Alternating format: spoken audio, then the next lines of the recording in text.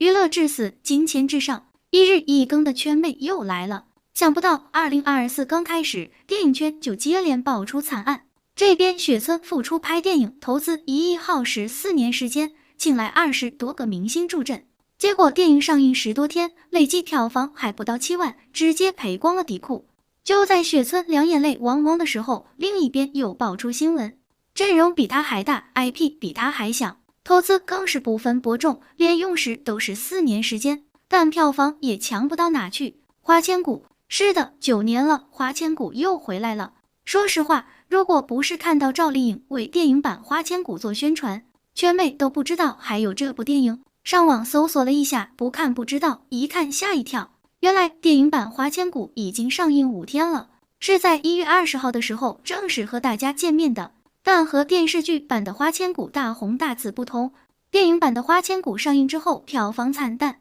截至目前，花千骨的总票房是505万，除了上映首日拿下了300万票房以外，这2天眼看是一日不如一日，上映第2天是100多万，第3天40多万，如今第4天是30万出点头。对比同期上映的电影，人家已经上亿了，足见花千骨的没落啊！而且看到这个排片比例和票房势头，电影后期如果没有大的意外的话，总票房很难突破1000万了。对于普通人来说，1000万可能是一笔天文数字，但是对于一部电影来说，1000万可能连制作成本都兜不回来。对于这个成绩，电影花千骨的制作团队显然是有些难以接受的。电影花千骨的导演张超礼先生就在个人视频账号上发文回应，导演说非常感谢那些走进电影院观看电影的朋友，自己这几天也在一直关注票房，也知道票房成绩很不理想。对于这个成绩，导演说自己觉得很意外，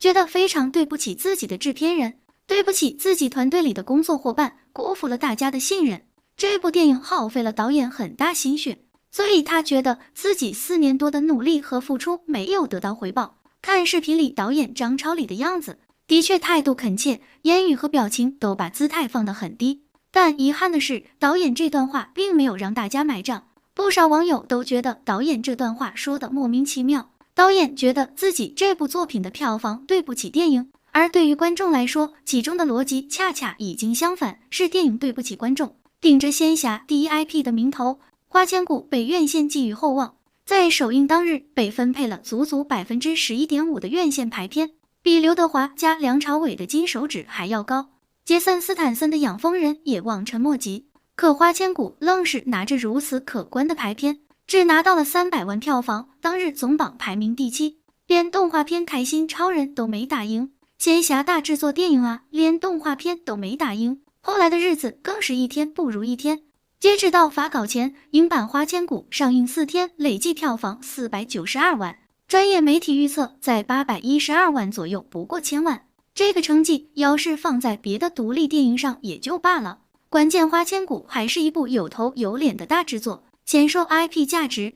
，2015年由赵丽颖、霍建华主演的剧版曾创下187亿播放量纪录，被称为当年独一无二的剧王。别说主演咖位一跃飞升，直到今日洪荒之力的梗仍然有人在用。剧版成功了，业内自然都会虎视眈眈。IP 价值翻番，影版买下这个版权必然花了不少钱，而本片在2020年开始拍摄，当年可谓是一张大饼，光是立项就引起了轩然大波。监制是卧虎藏龙功夫的总策划人李景文，编剧是疯狂的赛车中国合伙人的周志勇，摄影是我和我的祖国导火线的张文宝，就连制片人唐丽君都忍不住自夸一句，这一套班底已经是拍摄此类魔幻电影的很高配置了。当年的女主演网传在关晓彤、迪丽热巴、某爽中抉择，而男主备选是李现、赵又廷。风声一出，立马惹得粉丝狂笑，各自为营，口沫横飞，甚至逼得制片人亲自下场拉架，解除争端。最后这份大饼落到了陈都灵身上，可谁能想到这4年后，曾经的香饽饽竟成了一锅烂咸菜，人人避之不及。本片的导演叫张超礼，他曾是10月围城叶问2的副导演，在周星驰的西游降魔篇中还曾客串过天残角的角色，而花千骨是他人生第一次挑大梁的导演之作，历时4年，最后却落得一塌糊涂，票房惨败后业界一片哗然。导演张超礼不堪重负，竟然亲自录制了道歉视频。电影票房很不理想，让我很意外。我觉得自己很愧疚，我觉得我们4年多的努力和付出没有得到回报。在这里，我要跟大家说一句对不起。当然，电影有没有人看，靠一个道歉视频就能影响是绝对不可能的。而《花千骨》被市场抛弃的主要原因，总结下来其实有3点。第一，质量太差，这也是最重要的一点。打开《花千骨》的评论区，网友的评价几乎是毁天灭地的阵仗，1星差评遮天蔽日，短评区开骂，长评区恨不得将剧组的家谱拿出来烧掉，太烂了。就连一向习惯端水的央视都忍不住吐槽，甚至用2024开年第一烂如此严重的口吻评价能让央视开年就开喷的电影。这个概念我想应该不用细致描述了，明年的10大烂片直接收录。英版只有97分钟，要演完剧版50多集的内容，剧情上必须做一些取舍，但为了照顾原著粉，又不得不保留原著框架的高能段落，这就导致剧情非常不连贯，让人看懵的桥段比比皆是。比如大反派杀阡陌，因为一句姐姐就把神器浮尘珠赠予花千骨，明明战斗力体0级别，却被倪漫天一剑偷袭就下线。又比如倪漫天要杀花千骨，却莫名其妙被唐宝阻挠，一个虫子愣是能抵挡大反派，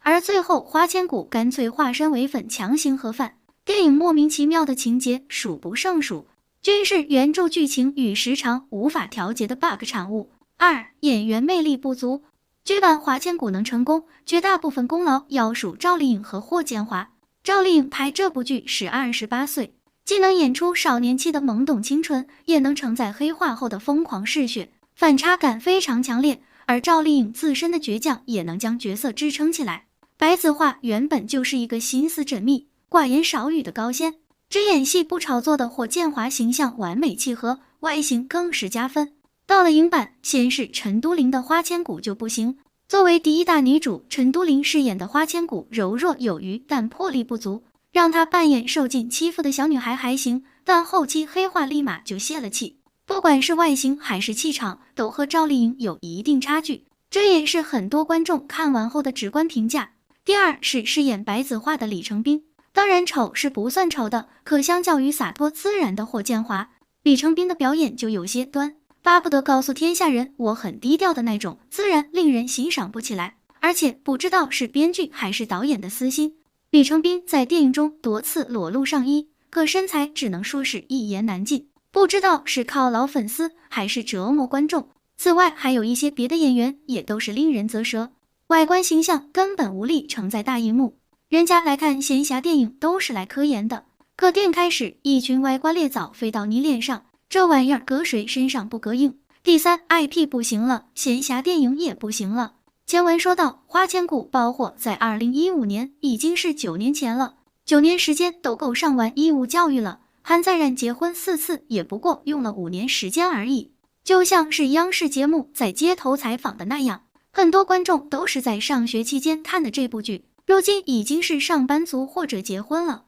别说审美变了，估计都没有时间去看电影了。主演赵丽颖都结婚又离婚，如今进军大荧幕扮演村妇了，谁还会再看一遍花千骨呢？如果在剧版刚刚结束时趁热打铁，或许还能割韭菜，可如今9年过去，早就成了黄花菜，没人看过还好，有人吃过更懒得吃这口回锅菜。再说闲暇电影也没有竞争力了，这几年网络大电影发展迅猛，除了黑帮怪兽题材之外，最火热的题材莫过于仙侠，随便翻看就有几十部仙侠电影等待上线，而且几乎都是那一套，练功入魔谈恋爱，就连海报都差不多。而花千骨的预告成色和网大差别不大，特效孵化到妥妥的网大级别。我第一次看预告时还以为是网大，看到院线电影时还吃了一惊。人们光看网大就已经吃撑了，你还斥巨资拍一部电影，让人们迈开腿跑进电影院，再花真金白银买一部看起来和其他网大没有多少区别的电影，这不纯和自己过不去吗？现如今大家都是人间清醒，你既然决定了要拍电影，那么你就要付出努力，同时也要承担后果。做事情之前，你就应该想到这件事情成与不成，你都应该要承受的是什么，而不是在事情不如意之后就跑来道德绑架观众。这年头谁的钱都不是好赚的，尤其是对于观众来说，大部分的普通人打工族，他们可能也就月薪3000，一辈子赚的钱还没你拍个电影收益赚的零头多呢。所以说谁也别道德绑架谁，也别得了便宜还卖乖，说1000到1万，还是观众学聪明了，票钱没那么好骗了。曾经的大烂片《三生三世十里桃花》诛仙一下就能骗几亿票房的时代过去了。与其买 IP 画饼炒作道德绑架，不如踏踏实实拍好一部电影。你看人家小成本的年会都快破10亿了。